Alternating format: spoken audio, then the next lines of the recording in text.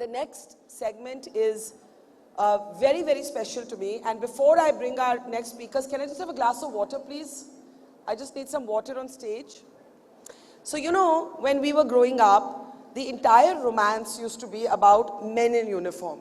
You used to think of military men and you used to think, wow, they couldn't be, like just by virtue of being in uniform, they'd seem handsome and you know, commandeering and magnetic and all of that. But as I've grown older, I have to tell you that for me, what really gives me goosebumps and pride and honor, that sense of, you know, being Indian and feeling so proud of what women are able to accomplish, is when I see women in uniform. It's literally storming the final frontier. We are seeing women now doing things that 15 years ago you couldn't even speak about. And these barriers are breaking and falling down one by one. The NDA is now opening its doors to women. Remember the door on the stage? It's all about opening doors. No doors shut for women anymore. And it is my great honor to welcome on the stage two extraordinary officers of the Indian military, Colonel Anila Khatri and Major Abhilasha Barak. Let us put our hands together to welcome. Can we open the door for our two extraordinary officers? Thank you. Thank you. And that's a standing ovation, the first. Ma'am, please come here. Can we hold that standing ovation? I want all our cameras to get it, because I want to tell you something. They didn't do this for anybody else. They didn't do this for anybody else. And I just want this moment to remain. The first standing ovation at We the Women today is for these wonderful, inspiring, spirited women in uniform, Colonel Anila and Major Abhilasha. It is so good to see you. And please, have a seat. Have a seat. You can just move in a little bit. Yeah. Just need some water, please. Water. Okay. So, you saw the response, and people are giving you a standing ovation even before we've started the conversation. And it's amazing. And I was just saying, you know, when I was younger, I used to think about men in uniform because we couldn't think of women in uniform at that time in the same way that we can today. And the closest I got to, you know, that exposure was being able to report on war. I reported from the front line in Kargil. But you are women at the front line. You're soldiers, you're aviators, you're breaking barriers, and it's extraordinary to see. So let me start with you, Lt Col Anila, if I may. How tough has it been to get to this moment? And just grab a mic. Just grab a mic. Very good afternoon to all of you, and to you, just Ms. hold Dutt. it closer, yeah. See, I have been, hearing your questions as to how tough it is for people, and now you're asking the same question as to how tough it is. I'll be very candid and honest. See, if you like something, if it's your passion, it can't be tough. I agree. That's it. I agree. Would you feel the same way, Major Abhilasha? I agree to Lieutenant Colonel Anila Khatri. It has been a dream. So you prepare yourself that way from the very beginning. And if it's your passion, like you sit in a room and you stare at a wall and you know when tears start coming down that this is something I want, you'll do everything. Everything that is possibly possible to achieve that goal of yours. At what age, Major Abhilasha, did you know that this was your passion? Like any other normal child, I wanted to do engineering, then, get a job. It's not like any other normal child. I failed maths in class 8. I couldn't even think of engineering, but go ahead. What the general trend has been. And in college, basically, when my father got retired in 2011, he was a retired colonel, and my brother had his passing out from IMA in 2013. I had it in the back of my mind, like I was not inspired, but I was trained. I was taught horse riding. I was taught how to do a 10-meter jump. I was taught how to climb a rope. It was from the childhood, but it never occurred to me. It was only when I left the cantonments, I left the people around me who used to be roaming around in uniform. It struck me that this is what I want. And thereafter, Because you took it for granted because you'd grown up in it. exactly. Yeah. So thereafter, my journey began, and I started preparing for it. And it was very different for you. You were the first person in your family to join the army. So how did you identify that passion? It was similar, as you said, it was the men in uniform. The uniform was too charming. As in, Too charming. Absolutely. I mean, just too charming. I It's mean, just... there couldn't be I anything. am so charmed by both of you that I can't speak only. Really. No, but go ahead. So, you know, as she said, I had never thought of anything else. How old were you when you looked at the uniform and you said, "Ye vardi mujhe pehnni hai"? See, I would not really be able to tell you the age, but Roughly, then roughly. What is your last that is memory, all I first remember. memory? Probably I would be around 7th, 8th standard, and then it was, you know, I wanted the uniform. It was army or police. But then when I got into the college, I had NCC. So there it was like, no, it's army. It's going to be army. So, and there was no other option that I gave myself, and God willing, it happened. And what was the response of your family when, because she came from a military family, you did not. So what was the response of your family when you said, Anila, that you wanted to be part of the forces? Again, I'll be very honest, my parents and my family, they've been very supportive. I didn't even realize that there was something amiss when I said that I wanted to join the army. They were like, all right, please go ahead. That's it. I mean, it was as cool and normal as it was. You make it sound so simple. No, it actually was. I never had my parents, or like my mothers, generally, you know, mothers are like, kahan jayegi beti, udhar ghar se bahar jayegi. But even my mother was cool. She was like, theek hai, you want to join? I was like, yes. So she was like, go ahead. And was it everything you had imagined it to be? More than that. Talk a little bit about that. See, I had no idea as to what life in army would be because I had nobody to tell me that. I Yeah. just knew that wearing the uniform is something, you know, that will really give me high in my life. So when I joined, so I was like, what is army? As you covered, Lakshya was something Yes. that made us all join the army. So similarly, it was for me that, okay, this is what I'm going to do. I wish I could have, but another life. Yeah. Yeah, another life maybe.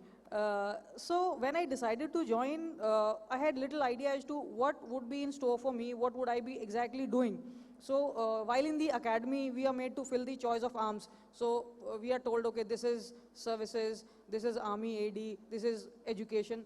So army air defense was something to do with missiles and anti-aircraft guns. We were like, this is army. I want to be there.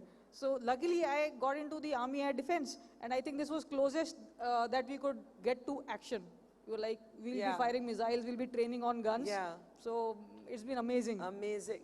And Major Abhilasha, your father, of course, you know, you grew up as a daughter of a military veteran, of a hero in uniform. Was he encouraging of your wanting to join the military? Always, not a single moment. Yeah? Since my elder brother joined, then all eyes came down to me. Okay, so your brother's also in the army? He is also in the army. He's Wonderful. serving near Leh, Wow. and I'm serving in the valley. So it is a very So you're exciting. serving in Kashmir? I'm serving ahead of Kashmir. Okay. For So the- you're a front line, basically, you're at the Yes. front line. We can clap louder than that, can't we?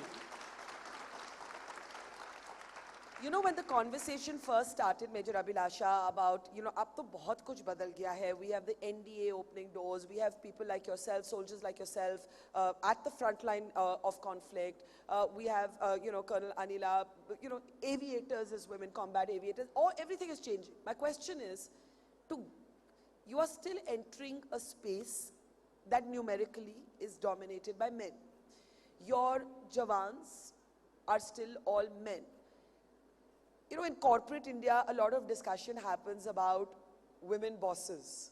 Do men take instructions from women bosses? And initially, when there was a resistance to women coming to the forces, they say, "Arey nahi, nahi, bahut aadmi hai, aurat ki baat nahi sunenge." And now I know the army is built on discipline. It is built on the paltan. It is built on the regiment.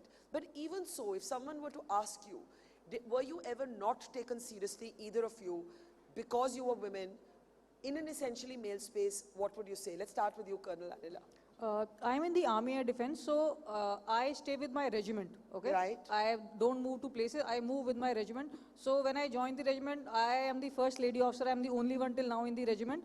So that's Let's, you know, these are real trailblazers. Yeah. So there are about like about 650 men who were in the regiment. So it becomes a family, I'll say. that we know those men and they know us in and out. So initially they gauge you. What are you made of? Yeah. And what are they testing? So, see, when they saw me as a woman coming first time, that was their first experience, and it was mine. They didn't even know how to address me. Right. All officers are addressed as Saab in the Indian Army. So, while I went there, somebody would call me ma'am, madam, ma'am Saab.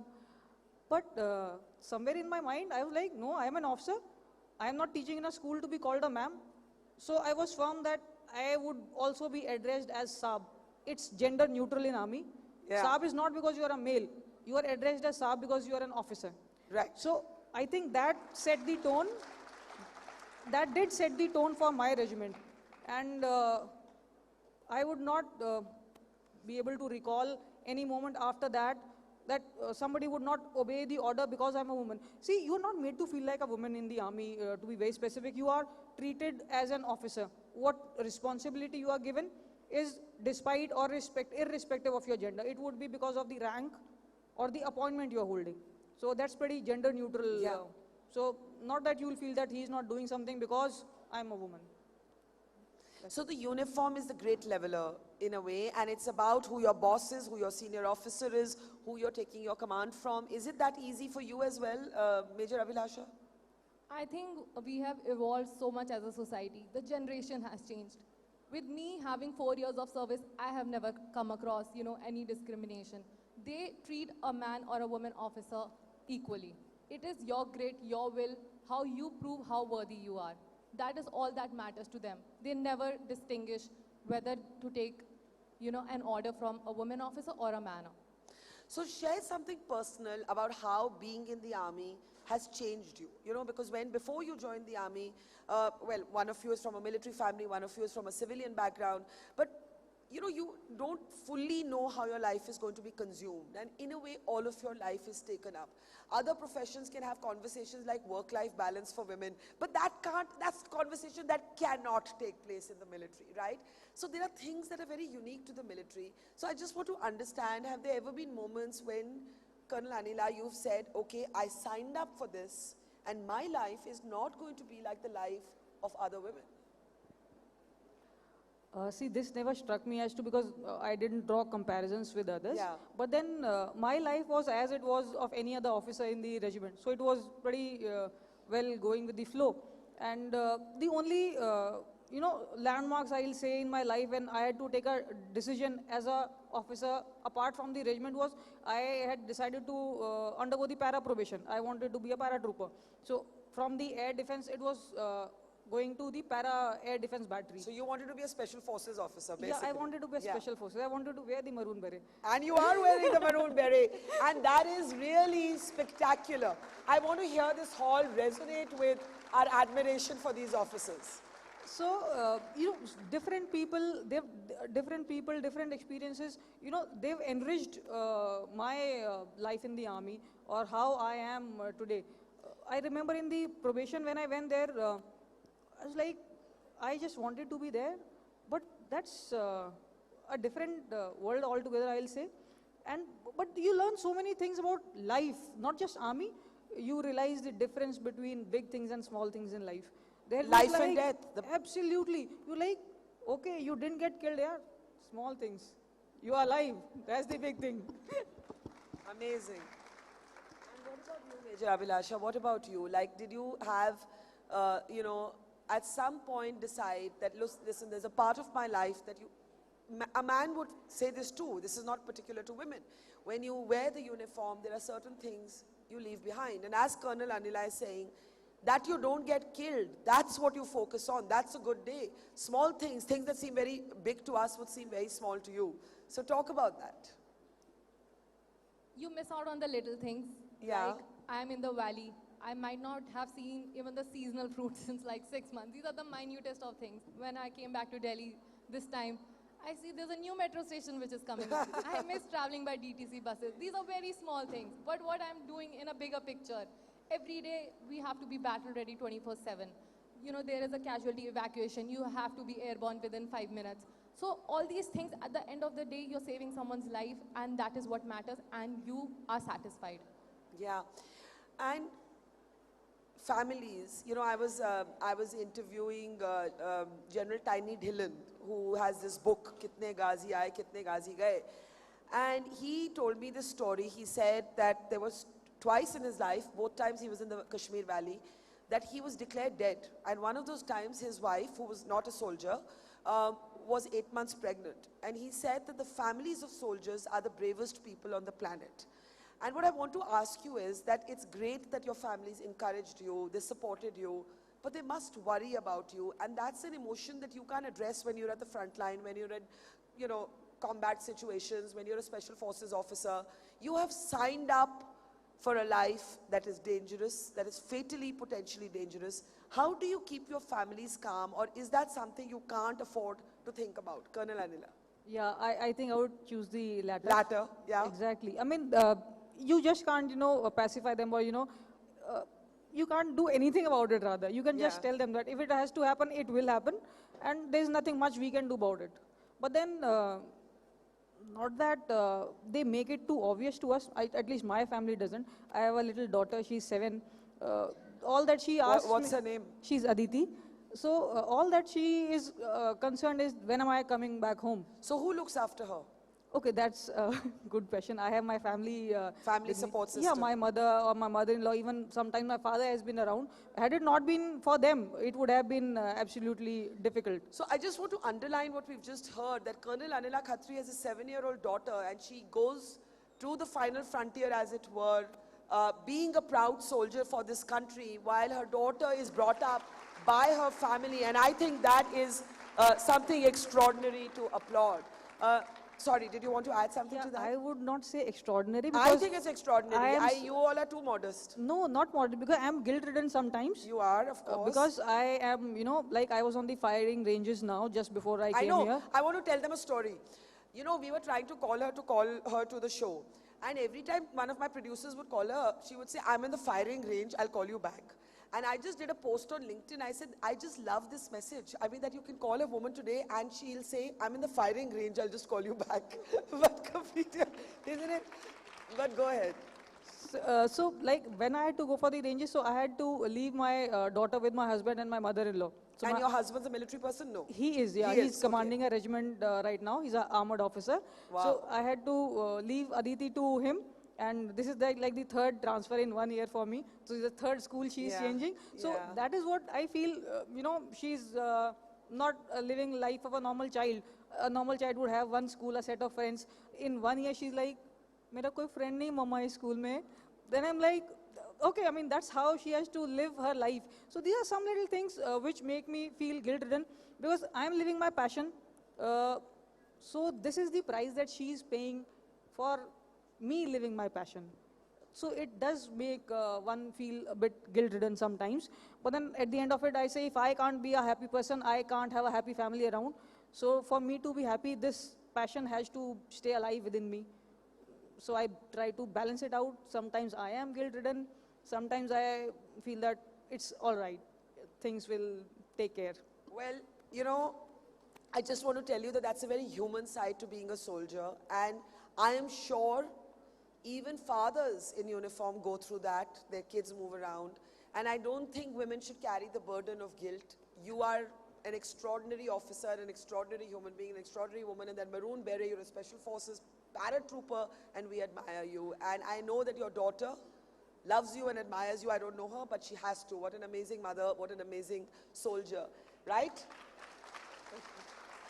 Major Abhilasha, how have you navigated some of the sacrifices that a soldier has to make, and that perhaps sometimes women in other professions, you know, what happens is, and we've heard some of those stories today, that sometimes women give up their careers.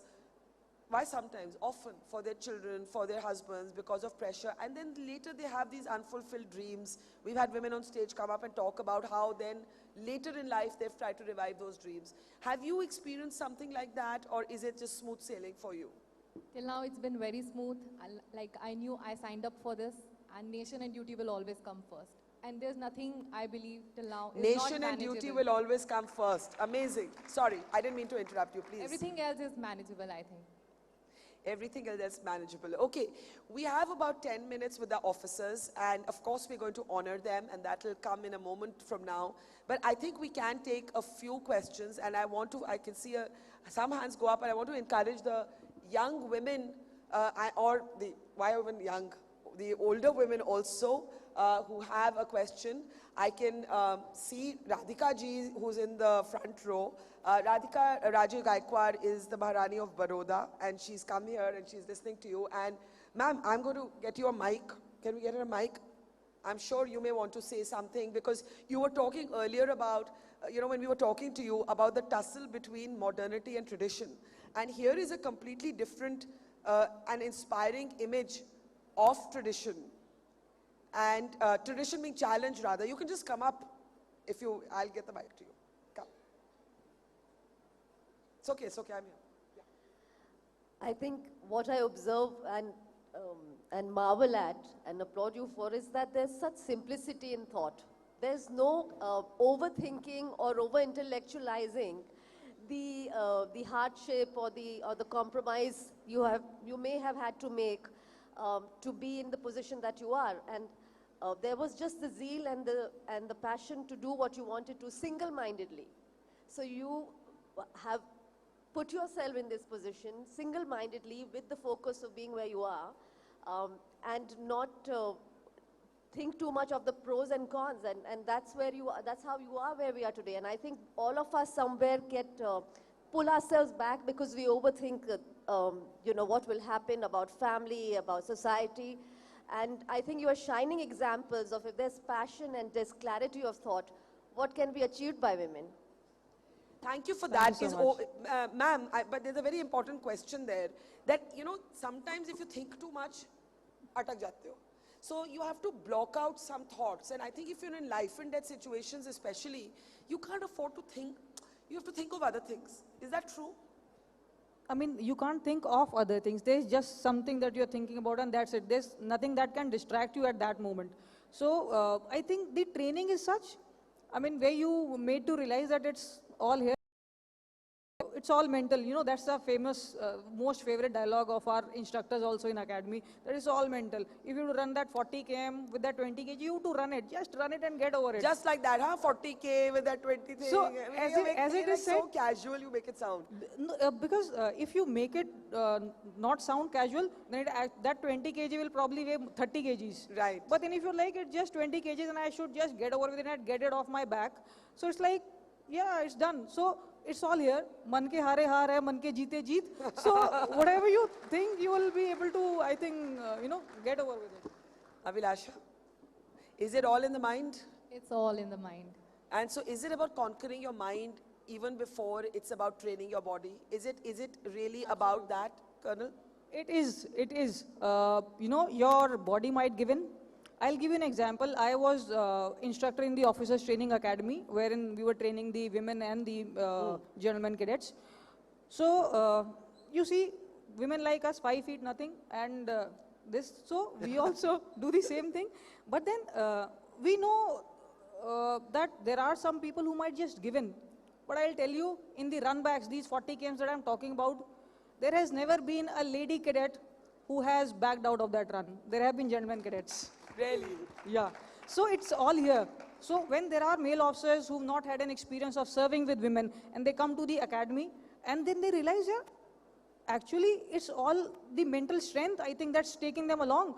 And how come this little petite girl is carrying the same load and she's not giving in, wherein this 6 feet tall gentleman cadet, he just says, I can't do it. Because it's all here. It's all in the mind. Yeah. And are there assumptions or stereotypes that you've had to battle, Major Abhilasha? Colonel Anila says it's been easy. In her own life as a parent, there are moments of anxiety, but as a soldier, other than that one conversation, ki aap mujhe bulaoge ki nahi, aap mujhe Saheb bulaoge, it's been smooth. But for you, has it been as smooth, Major Abhilasha? Stereotypes as in which? In the sense that of fitting in a male-dominated work environment. Like I said before, never. Because it is the duty and that's what gets you the respect. The duty and work you do. It is never a male or a woman officer. So you don't ever think of your gender? Yeah, are never made to. It's an officer. It's a aviator, a combat-ready aviator. So would you hate being called a woman soldier? You think of yourself, Yeah, soldier is a gender neutral word. soldier is a gender neutral word. I just feel so proud. I feel so proud that we are today in an India where we can say soldier is a gender neutral word. Okay, come on guys, make use of, yes, Ranjana, let's get you the mic. Here you go. Thank you so much. It was amazing to hear both of you. And you have sort of, encouraged so many women. And I'll tell you of one incident whom I know has been encouraged by women like you. I don't know if you're aware of Lt Col Anila, whose husband died in the Pulwama attacks. She was in TCS. She left the corporate job and she joined the army to fulfill her husband's dream. It's for women like this that she said that who are in the army, I said I can do it, and she did it. So they are inspiring so many women. I just wanted to add. Thank you for sharing that. Anybody else? I saw hands go up. Come. Come on stage where we can see you. It's easier to get the mic. Yes. Good afternoon, ma'am. My name is Avni. So, as military personnel, you have seen death very closely. So, and still you are so calm, you have that calmness in your personality. So how do you get that? Yeah, everybody has to die one day, but that's all right. I mean, there's nothing great about it, but why die every day? We'll die one day. We'll see when it comes. But, we can't die every day. We have to be alive every day. So, ma'am, when you see death coming towards you, so don't you think about family and that gets you in a panic mode? See, how do you see death coming? I don't know. I really don't know how you see death coming. But closest I have seen somebody dying along with me was while it was on a... Yeah, in that... So that was unfortunate. But then it had to happen, it happened. Now you have to take care of his family, that we did. But should it, scare us down? No. It can't scare us down. We'll be doing injustice to that buddy of mine who has laid his life. So, I don't think we have to really overthink, as you said, about death. That is something surely going to happen to each one of us. So, how you live life, I think matters more. Thank you, ma'am. But there's a valid question about training your mind to be calm. Because if you get emotional, then of course your judgment. And that's true for all professions, but it's especially true for the kind of frontline work that both of you do. Does that come from mental training? Is today a soldier's training as much, we've already spoken about mind over matter, but that sense of control, not so much calmness, but that control of remaining level-headed, how do you cultivate that? And I'll tell you why I'm asking. Because one of the assumptions जो औरतों के बारे में कहते हैं ना बड़े emotional हैं. All women are much more emotional than men. To be a soldier, whether you're a man or a woman, as you said, a soldier is a gender-neutral entity. You have to master. You have to be the master of your emotion. The emotion can't be the master of you. So talk a little bit about mastering emotion. It's not as a woman, but there's a stereotyping of women as the more emotional gender. I think a soldier is very emotional. Emotion doesn't mean shedding tears. See, if you're not emotional about your passion or your organization, I don't think you'll be able to give you 100%. You to feel for it. What about you, Major Abhilasha? Operating in the valley, I see deaths every day. It is a active field area. So the people we are evacuating, sometimes gunshot wound, the valley, a snowflake turns into an avalanche any moment. So we are evacuating those kind of people. And there are counter-insurgency and counter-terrorism operations every day. And even flying, what I'm flying, Dhruv helicopter. So every day is a challenge. A helicopter is not meant to fly, whereas a fixed wing imitates a bird. So we are working against nature every time. And that is just your own grit and will that you overcome such emotional feelings. I was listening to you and I was just lost for a moment because you said a snowflake can turn into an avalanche. And I think every day is a reminder of what the kind of risks that officers and Jawans, all our soldiers take. I have time. You want to add to something? Yeah. Not add, but there's so many young girls here and yes. otherwise too. I just wanted to, tell them something that whatever sessions we had before, I had, I was asking her, yeah, is life really so tough? Like, is there gender bias all around?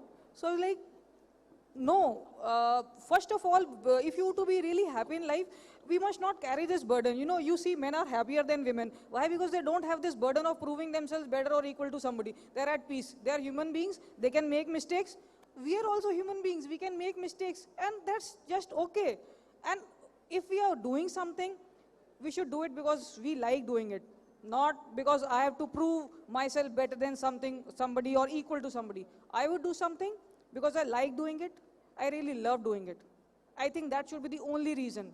Not proving yourself better than something or equal to somebody. Just be yourself, live your life, and break away from this shackle, this burden of, proving women, and this burden of representing every woman on earth. You are one human being, you are doing what you are doing. It should not be considered that if I do something, then, it will be generalized for all women. No, nobody is, the world is not that bad.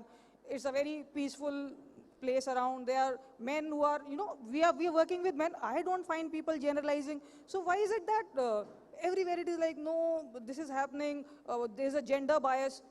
We are human beings. Can we make mistakes? Yes, we can make mistakes. But do we have to attribute it to gender bias? Not always. We must introspect and see we are human beings, we can also falter. So that's it. So live peacefully. So finally, what would you like to say? She had a message for all the 18-year-olds here. What would you like to say to all the young women, Major Abhilasha? I'd just like to say, if I can do it, so can you. सपना ऐसे देखो तो ऐसे देखो कि पूरा हो तो ख्वाब लगे. Make it a miracle. Fate is not a matter of chances. It is a matter of choices. Go out, grab the opportunities, and once you have that opportunity, make the most of it. Work as hard as possible. Well, it's been incredible listening to you. Can I request the two officers to stand? So all of this day, we have been recognizing women of impact in 2023. And soldiers come in many forms. Soldiers come in uniforms, but women also fight battles in other spaces. Women fight battles in their own ways. And as we honor Major Abhilasha and Colonel Anila, I want to bring out the awards, of course. Can we bring them here? And I want to put our hands together for somebody who hasn't donned a uniform and gone to the war front, but in her own industry, she's been a soldier for change. And I thought nobody better than, any guesses? I thought nobody better than Vidya Balan, the soldier of the film industry, to come on stage. If we can have Miss Balan on stage, she should be out any moment now. Okay, we are waiting for her.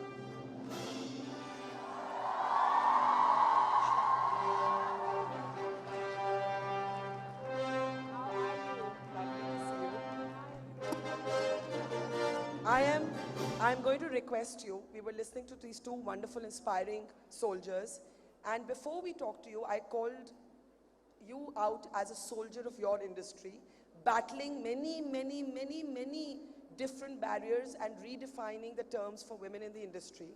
So if I can request you to please honor Colonel Anila and Major Abhilasha with our Her Award before we get started and say a few words to them. Come, ma'am, Colonel. And if I can, there you go. Let's hear it for these wonderful three women on stage.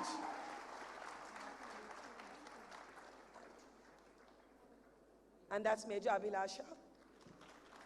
And can I request all three of you to come here? Come, Colonel, please, don't be, yeah.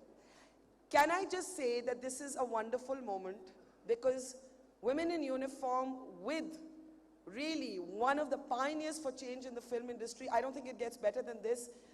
Can we please have this hall resonate with the applause that we feel and the admiration that we feel for this moment?